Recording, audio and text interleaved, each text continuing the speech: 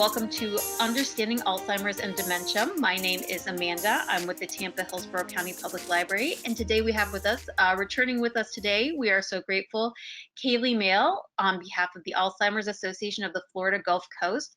Kaylee is a clinical research coordinator and director of marketing and research with Axiom Clinical Research. So she's going to share some information with us today that's going to be really helpful about Alzheimer's and dementia and some further links and research you can do. So before we get right into the program, I am going to share a book recommendation from the library. And this book is available on our Hoopla book service. It is part of our ebook service or streaming. You can find it at hcplc.org/ebooks under Hoopla. And this is called Forgetting Items. This book is about the social experience of the disease. So we're going to be talking about some of the scientific and the medical research information of the disease, but kind of the social aspect both for patients and for caregivers. So that is available streaming instantly, no waits on Hoopla. Good morning, everybody. Thank you very much to the Hillsborough County Library and also to Amanda for the introduction. As mentioned, my name is Kaylee Mail, and I'm here today on behalf of the Alzheimer's Association. I'd really like this presentation to be interactive. So if you do have any questions, we'll get to those at the end, but I'd like you to learn something today, maybe something for yourself or someone that you speak to in the next few days. I know that things can be stressful, but I thank you for being here today and thank you for your time. So we'll get right into it, understanding Alzheimer's disease and dementia, and please go to the next slide. So Alzheimer's and dementia. Next slide, please. This is one of my favorite infographics to share with people because the question that I get most often is, what is the difference between Alzheimer's and dementia, and is there a difference? So the answer is yes. You see that dementia is what we call an umbrella term. So what that means is that it is a collection of symptoms. It is not a specific diagnosis. So a person with dementia may exhibit specific symptoms, but again, dementia is not the diagnosis. They can have a diagnosis of Alzheimer's disease, dementia with Lewy bodies, vascular dementia, frontotemporal dementia. So believe it or not, there's actually about 100 different types of dementia. And that can seem a little bit overwhelming. But what we see is anywhere from about 60 to 80% of those diagnosed with dementia have Alzheimer's disease. And so we'll talk a little bit more about the specifics later of what defines Alzheimer's disease, but that one is typically most common. That doesn't mean that the others are any less important, but that's most often what we see. Next slide, please.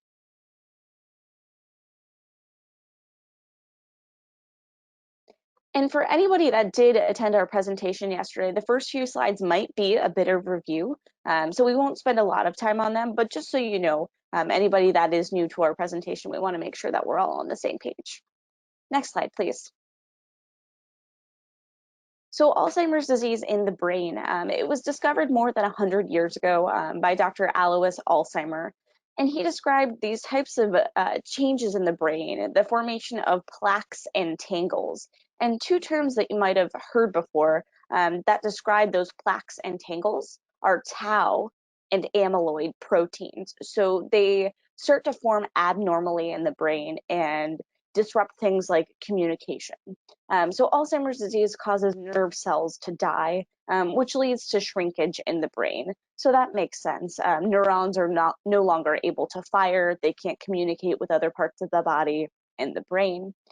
So the brain changes result in changes in memory, thinking, and behavior. And again, so we refer back to the list of different types of dementia.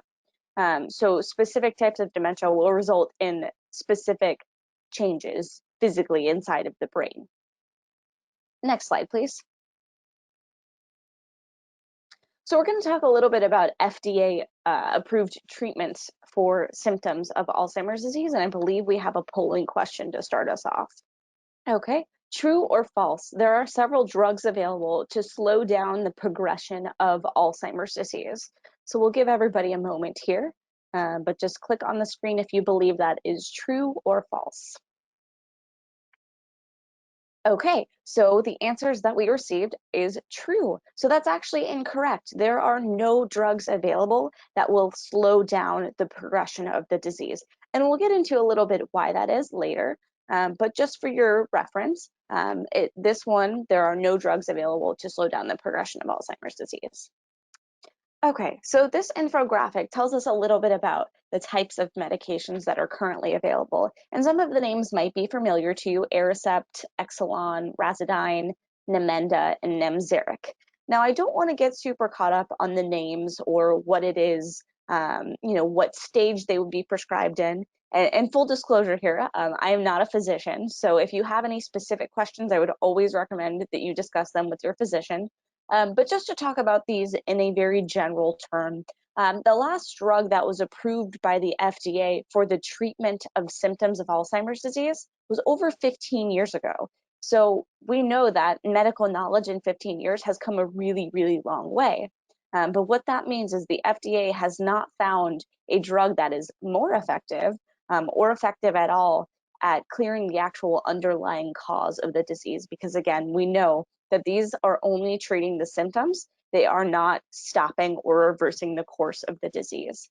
So in the first category there, cholinesterase inhibitors. So that can sound like kind of a mouthful, but essentially what those are for is to treat symptoms related to memory, thinking, language, and judgment. And what they do in the brain is they prevent the breakdown of acetylcholine, which is a chemical messenger associated with learning and memory. Again, that's a lot of information. Essentially, these are just a category of drugs that were prescribed to help some of the symptoms. So we'll talk a little bit about the category in the middle, glutamate modulators. So memantine, or Namenda, as listed in the purple pill bottle there, was FDA approved for moderate to severe Alzheimer's disease. And it can be used alone or it can be used with other treatments that are listed here. But again, this is a chemical modulator and it regulates the activity of glutamate, as stated below. But it's a chemical messenger that's involved with information processing, storage, and retrieval. And now the third medication is a combination of the first two. And so it does a little bit of both of the things that we spoke about previously.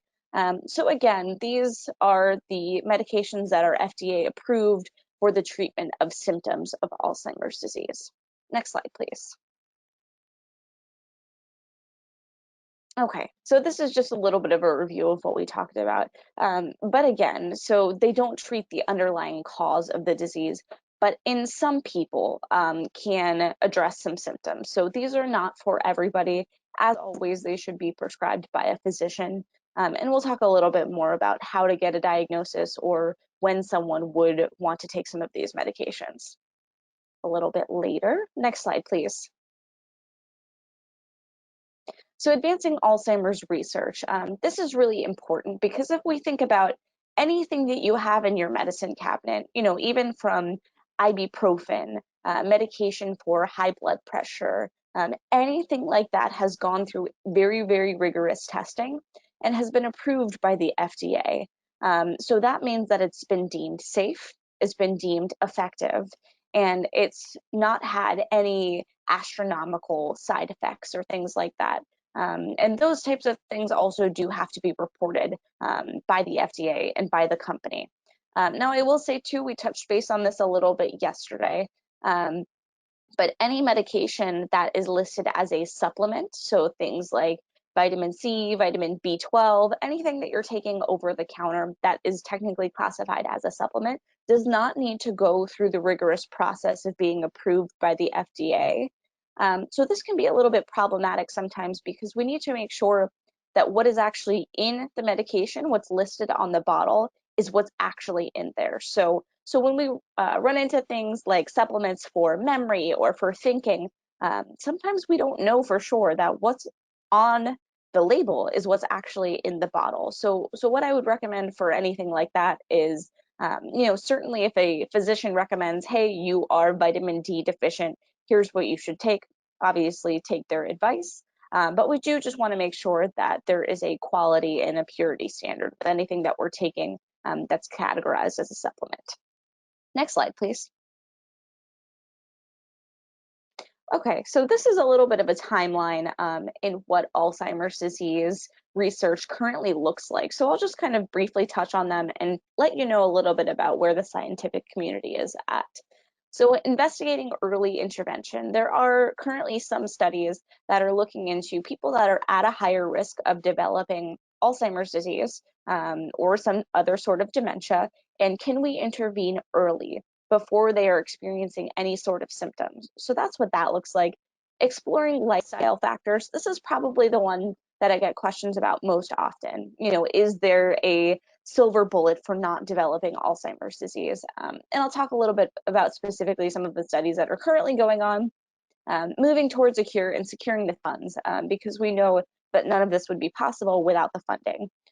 So a study that happened in 2014 is called the finger study. So finger, like your finger on your hand. It happened in Finland, and there were two studies in older adults that were currently healthy, but they were at an increased risk of cognitive decline.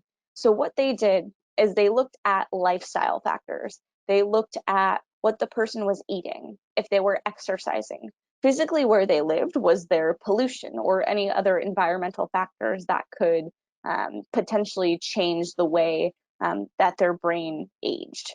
You know, is there anything else? They even looked at socioeconomic status, things like that that might add extra stress or cause someone to not be stressed. And does that change things? So what they were able to find in this 2-year study, again, so this was lifestyle factors in healthy older adults that just had a higher risk of developing Alzheimer's disease. So they found that this 2-year study targeting specific lifestyle factors had a protective effect on cognitive function. So what does that mean? That means either that they were able to push off the development or dementia or delay it in some way. And so that sounds like really, really good results, and it is. But we found that, you know, a population in Finland is relatively, you know, the same. A lot of them have the same ancestors. A lot of them, you know, have similar jobs, similar diets. So we said, okay, well, can we look at this on a larger scale? And this is actually something that you might have already heard about, but the US is currently doing a study called US Pointer, pointer as in pointer finger, and you should see the connection between the finger study and the pointer study.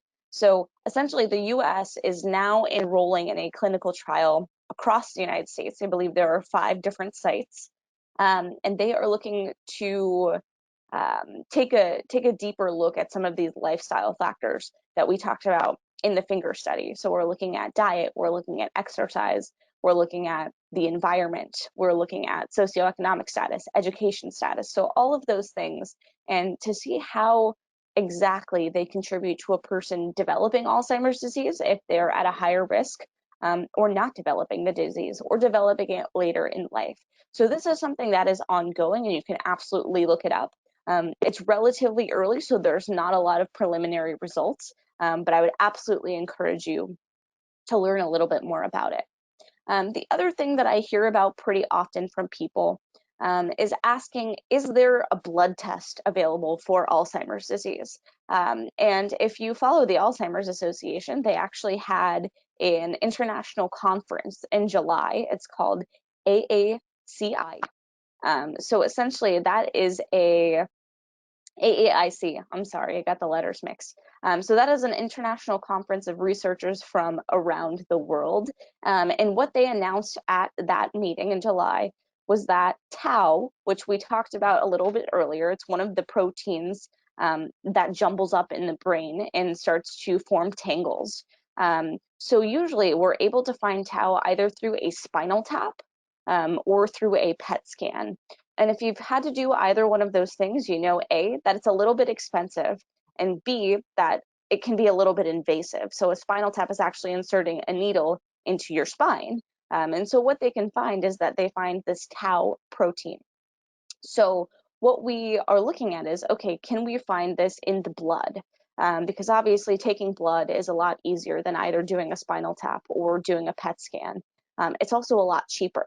So what they're doing right now is they're looking for a cost-effective way to look for this tau protein in the office. And so that study is currently ongoing.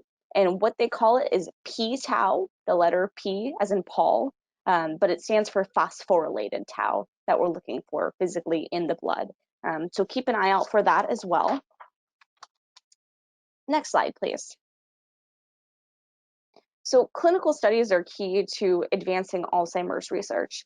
I'd like to just present this in a way that the cure for Alzheimer's disease will be uncovered, will be found during a clinical trial.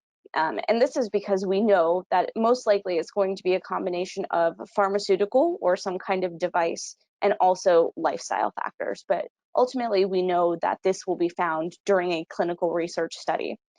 So just the idea that the first person might already be in a research study that is cured of Alzheimer's disease. So it's kind of a big thought, but we know that all of these different research studies get us closer and closer. So you might have also heard in the news that there are occasionally studies that fail. But I don't like to say that they fail because we most certainly learn something every single time. We learned that maybe that's not the mechanism to find the cure, but we're going to either use the compound in a different way or start from the beginning. So it really just depends. But I would certainly not classify that as a failure. And if you listen to any of the news related to Alzheimer's disease and research, sometimes it can sound a little negative, but I will just want you to know that it's not, and that there's a lot of research going on, both locally, statewide, even around the world. So we'll talk a little bit more about where you can find those studies. This blue box on the bottom is called Trial Match. And if you were here yesterday, we spoke a little bit about this is the sort of matchmaking service between the Alzheimer's Association and research around the world. So you can fill out a profile in about a minute and just say what it is that you're looking for. Are you a healthy volunteer that's looking for a research study? Are you the child of someone that has Alzheimer's disease? Do you have Alzheimer's disease yourself? And you can indicate that there and see what it is that's happening in your area and what it is that you'd be comfortable with. Now, I am going to recommend an additional website as well, clinicaltrials.gov, G-O-V. And that website will tell you everything around the world that's happening. It's not specific to Alzheimer's disease, but you can certainly type that in the search bar. But what it allows you to do is type in your zip code and say, okay, I want to know everything that's going on within 10 miles of me, 25 miles of me, 50 miles of me. So it just gives you a better idea of what is out there. It also gives you the research site's phone number and website. So if there's any specific questions or you say, hey, I think I might be interested in learning more about this research, that's also available there as well. Next slide, please.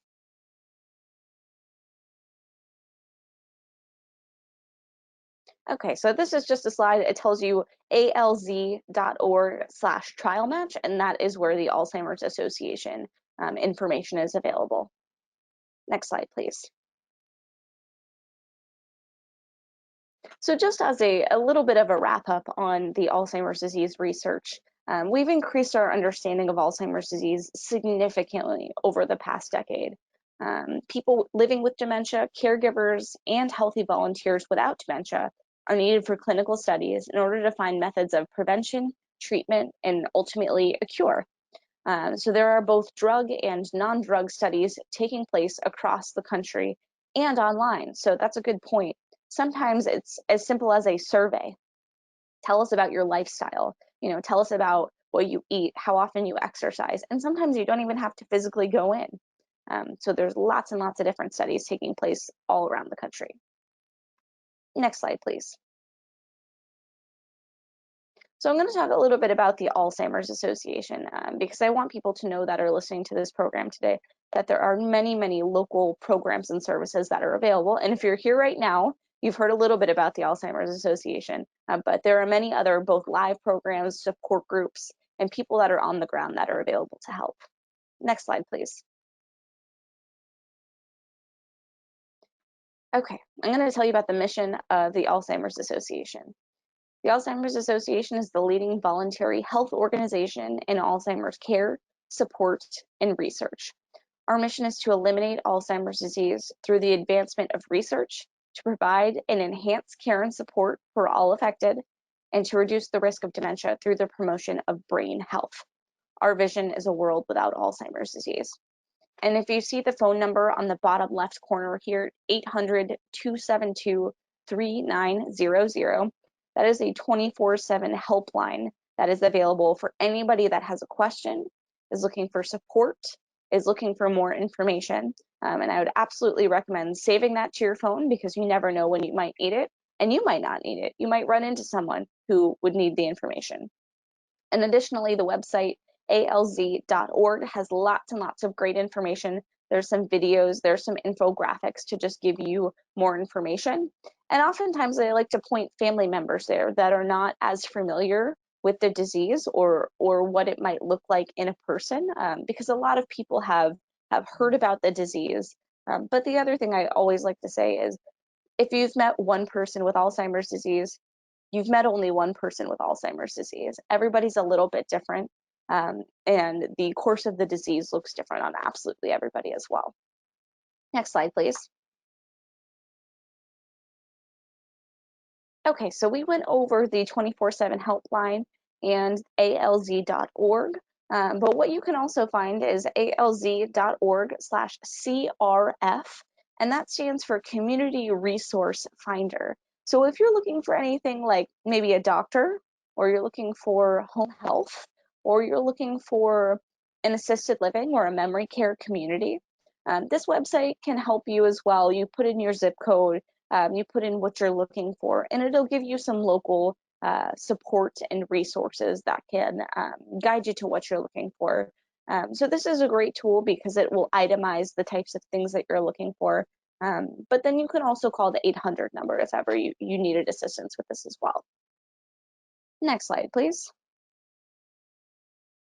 So ways to join the fight. The Alzheimer's Association is a nonprofit organization, and obviously all nonprofits need funding, but they also need volunteers.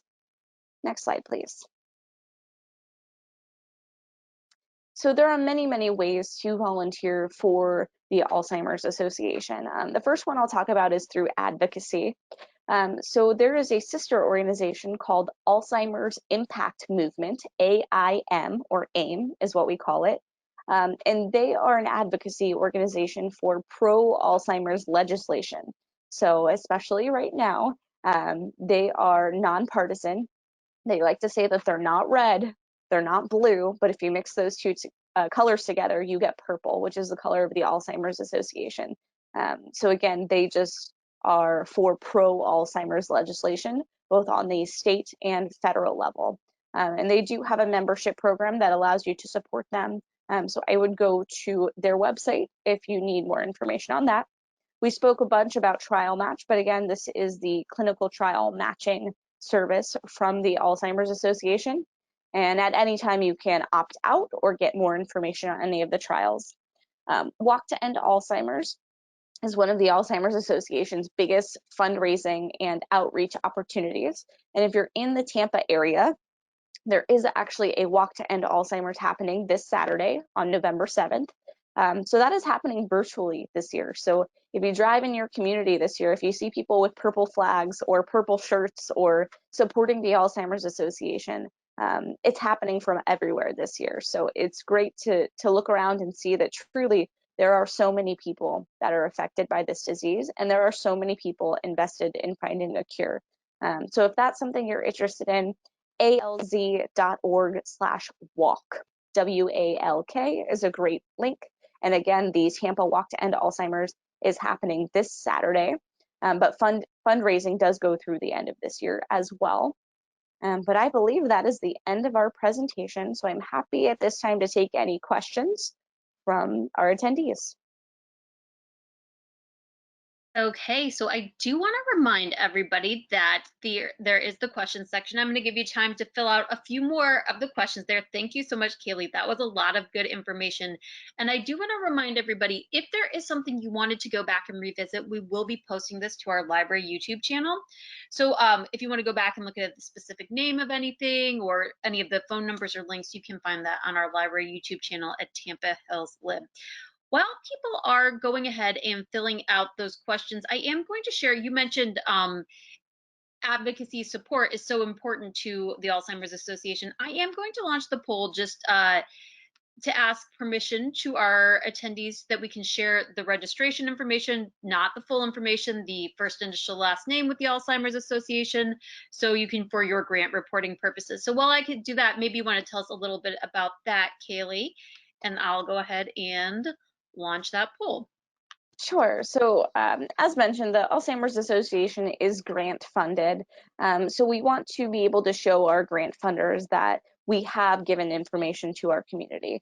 So, this information just says that we were able to give however many attendees we had information about understanding Alzheimer's disease and Alzheimer's research. So, that is all the poll there is for. Wonderful. So we did that. Thank you so much, everyone.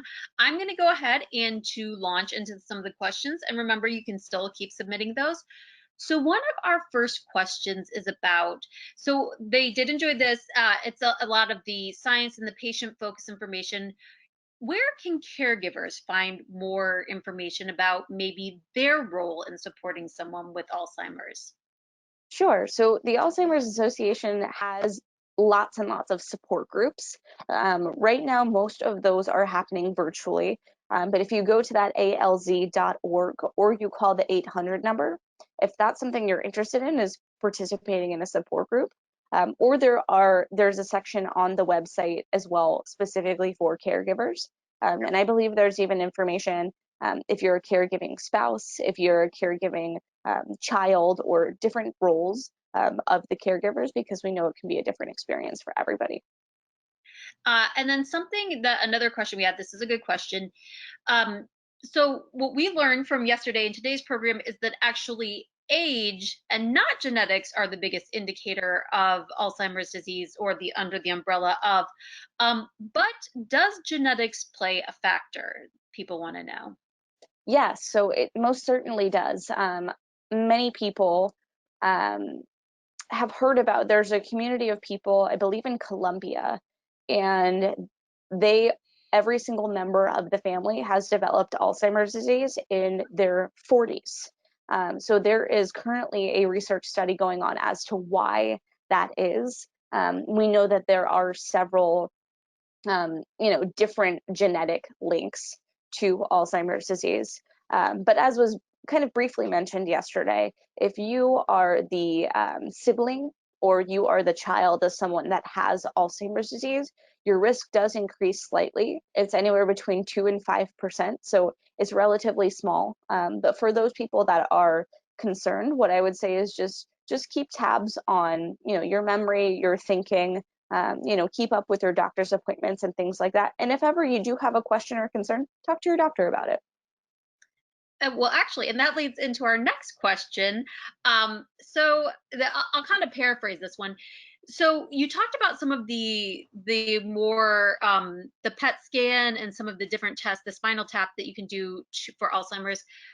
What when patients want to talk to their doctors, what should they be asking for? Those seem like those are fairly major tests. Would it start with a memory test, or it would just start with a conversation, or what's some advice to start that conversation with the doctor about memory loss and Alzheimer's? Sure. So that's a great question. I wod certainly say, it starts with your primary care doctor. And if you are experiencing any specific changes, if you are forgetting names, if you are, disoriented or anything like that, most likely what the doctor will do is do a series of lab tests, what people have annually, most of the time every year. Just make sure you're not deficient on anything like vitamins or nutrients, because there's also something called pseudo dementia. Someone might have symptoms of dementia that are completely curable. So I'll give you an example. I actually had a colleague who had problems with their thyroid. and something was out of whack with their thyroid, and they were having legitimate concerns that they were developing dementia. And this was a person in their 30s. And so he ended up going to the doctor, getting all of the blood tests, getting screened, and they realized that he just needed additional supplementation, and the symptoms went away once they realized what it was. So certainly it starts with a conversation with the doctor. If it does turn into, okay, maybe this is not the normal aging process, then they will do something like a memory test. You can also ask for it, even if you're not experiencing any changes in your memory or thinking. A memory screening is a very, very easy tool. It takes between 10 and 15 minutes. And they can just have that as a baseline if in the future you do have memory issues. But certainly I'd recommend it for anybody. Okay. Well, it looks like we are at the end. We're running short on our questions here. So I am going to bring up actually just a little bit more information about contacting the library. If anybody has any questions just about upcoming programs or how to contact us, or we made those book recommendations, if you need help checking out, downloading, finding resources, you can always contact us. You can give us a call at 813-273-3652 or contact us online at hcplc.org/contact. We also have, if you want to check out what's coming up in our programming, you can always check us out at hcplc.org/events. That's going to lead you to our full event calendar. While we are here, I do want to go ahead and share the link to the I've just shared the link to the survey from the Alzheimer's Association. So that is there in your chat window. You can just click on the link and it will take you directly to that form. It should be very brief to fill out. If you have any, we saw some feedback yesterday that there was some people had a little trouble reaching it. So if we'll give you a minute or two here if you want to, if you want to give us any feedback in the question section, you can go ahead and do that as well. But otherwise, it looks like we are at the end of our questions. I do want to thank Kaylee on behalf of the Alzheimer's Association of the Florida Gulf Coast for sharing all of this information with us and sharing resources how to reach and find out more information through the Alzheimer's Association. So it looks like we're not getting any feedback with the link, so we will go ahead and say thank you for joining us and have a great day. Thank you. Have a great day.